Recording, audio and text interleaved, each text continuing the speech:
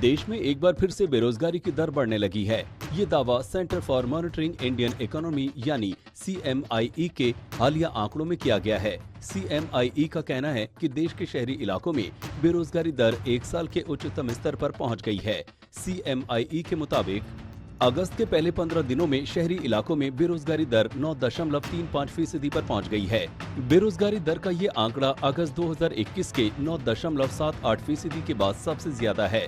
शहरी इलाकों के साथ ही जुलाई के मुकाबले अगस्त में गांव में भी बेरोजगारी दर 7.18% पर पहुंच गई है। इसके पिछले महीने जुलाई में ग्रामीण इलाकों की बेरोजगारी दर 6.14% पर थी। हालांकि जून के 8.03% के मुकाबले ये अभी भी कम है। CMIE के मुताबिक 25 जुलाई के बाद से शहरों में बेरोजगारी दर 8% से ऊपर बनी हुई है। बीते 21 दिनों में इसमें किसी भी दिन कमी नहीं आई है। 16 अगस्त को बेरोजगारी दर 9.44% पर पहुंच गई।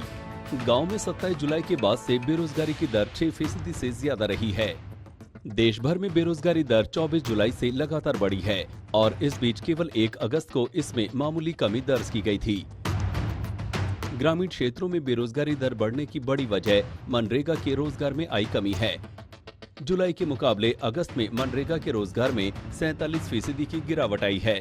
जुलाई में कुल कामगारों की संख्या 22.2 करोड़ प्रतिदिन रही, जबकि जून में ये आंकड़ा 42.2 करोड़ प्रतिदिन था।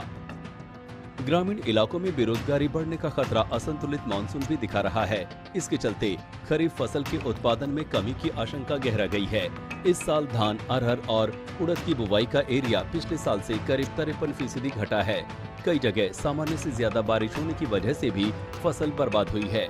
पैदावार में कमी से दोबारा पटरी पर लौट रही ग्रामीण डिमांड में गिरावट की आशंका तेज हो गई है।